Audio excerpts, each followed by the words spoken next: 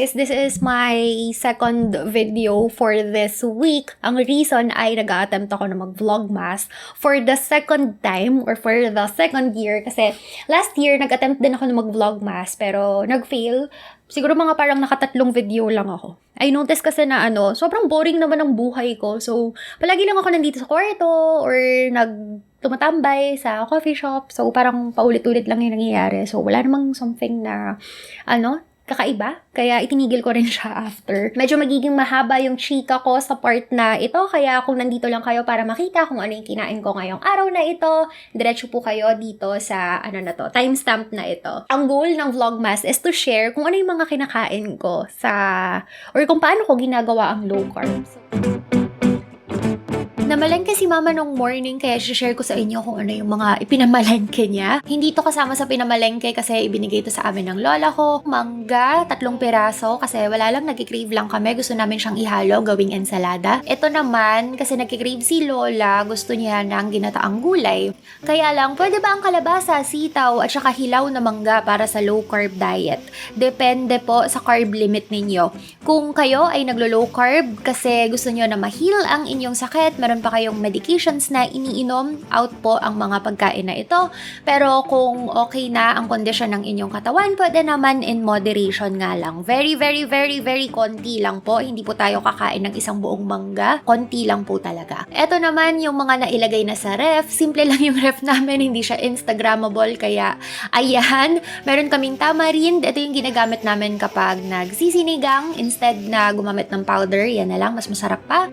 Meron din kaming kamatis, konting-konti lang yung binili kasi madaling masira, talong, and cabbage. Tapos yung mga pampalasa nasa ilalim, kagaya nitong ginger, tapos meron ding sibuyas dun sa pinaka-ilalim, hindi ko nakukunin kasi ayoko ilabas lahat ito. At meron din kaming sile and kalamansi. Sile para sa sinigang, tapos yung kalamansi naman, ginagamit namin siya pangbabad ng meat, especially pork and chicken. Ang bango ng ref namin kasi yung sister ko gumawa siya nitong low carb chocolates kagabi. Etong molder na to, binili ko lang to sa Daiso. Tsaka sinadya namin na maliit lang yung bibilhin para per serving, sakto na siya na in moderation, diba? Hindi kami mag-overeat per day.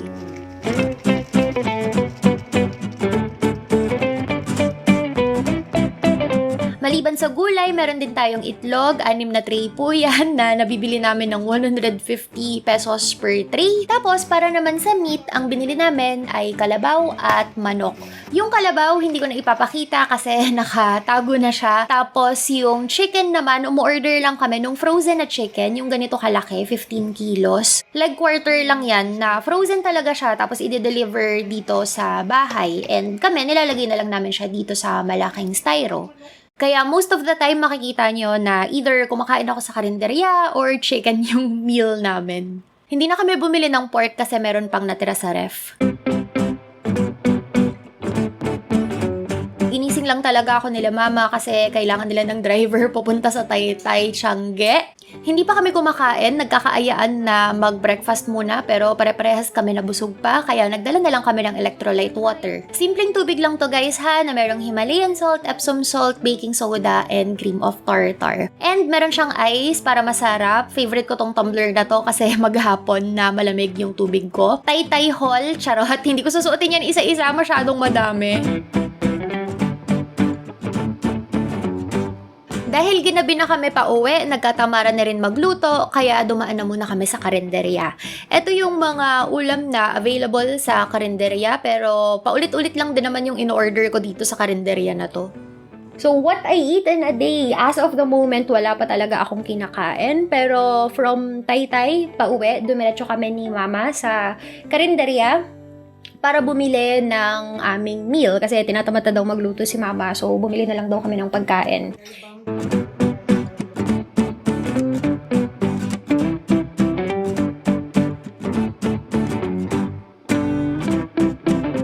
palagi ito yung in-order ko kapag pumupunta kami sa Karinderya. Iisa lang naman yung Karinderya na in-orderan namin palagi. Kasi wala lang, friends na lang kami ni ate. Tapos malinis kasi yung luto nila. Tapos madaming mag-serve si ate. Kapag umorder kami sa kanya, especially for takeout, as in napupuno yung plato ko kahit na isang serving lang. So sulit na sulit yung 80 pesos or 70 pesos yata or 60 ang ulam sa kanila. Hindi ko maalala. Kaya ito yung palagi kong in-order kasi kung makikita nyo, ito pork lang ito na iniihaw. Tinanong ko kay ate kasi kung paano nila niluluto. At saka nakita ko rin kung paano niya piniprepare. So, iniihaw lang nila ito. Tapos, tinitimplahan ng kalamansi na merong konting suka, na merong maraming sili, at saka maraming sibuyas. So, ganun lang. Hindi sila naghahalo ng sugar, and hindi sila naghahalo ng betchin, ganun. As in, clean keto siya, diba? So, kahit naka-Karinderya meal siya, clean keto pa rin siya. And sure naman ako na yun lang talaga yung ingredients na hinahalo nila. Kasi 5 a.m. kasi sila nag-iihaw. And kapag galing kami sa Palengke, dito sa bayan, Novaliches bayan, dumidiretso kami kila ate para bumili ng lutong ulam.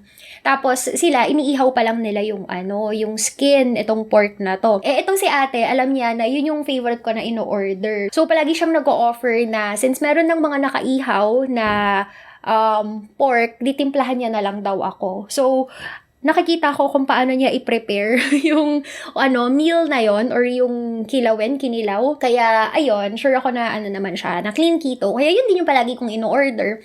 And aside from that, masarap kasi talaga siya. Maasim na, maalat na, maanghang. So, yeah. Pati yung sili, kinakain ko para mas maanghang siya. Kaya, ayun, palagi niyong makikita ang ulam na yon or meal na yon sa aking meal kapag doon ako sa Karinderya na yun kumain. Kasi favorite ko yun. And yeah, 1 year na napaulit-ulit na yun yung in-order ko kila ate. Kaya hindi ko alam kung bakit hindi pa rin ako nagsasawa hanggang ngayon. Anyway, aside from that, nag-order din ako ng itong isda. Guys, hindi ko maalala kung anong tawag dun sa isda na yun. Nasa isip ko pesa, pero hindi siya pesang isda.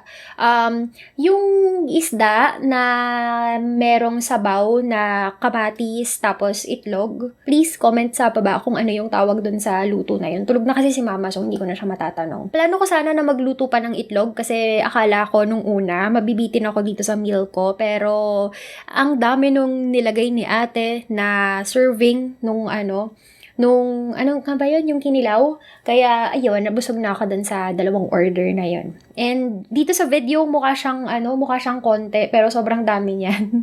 Kaya, ayan, naubos ko naman yung in-order ko, and after that, uminom lang ako ng malamig na tubig. Yan lang. And what I eat in a day / parang vlog na rin yung nangyari. Surprisingly, ako, si mama, at saka yung sister ko, ay magkakasukat na pala ngayon ng damit. Ng size ng damit. Yung sister ko kasi talaga dati, so malaki talaga ang kanyang katawan. Ito po siya noon, at saka yung mama ko. And ngayon, yung size ng damit namin ay magkakasukat na. Pero dahil sa low carb, ginawa lang namin to for health reasons, especially si mama and my sister. Pero, ayan, nagsipag-lose sila ng weight. And ngayon, nagulat ako kasi sobrang confident na ng sister ko. Dati hindi yan nagsusuot ng sleeveless kasi malaki yung braso niya. Tapos, ngayon, yun yung mga pinagbibili niya. Which is good, kasi diba, ang dami kong mahihiram ng mga damit ngayon. So, if in case makita niyo ako somewhere, or dito sa mga magiging susunod na vlog, hindi natin sure. Baka damit ng sister ko yung suot ko, or baka damit ni mama yung suot ko. That's it, guys. Thank you so much for watching. So, para magkaroon naman ng kabuluhan yung topic natin bukas, comment nyo sa baba kung meron kayong question.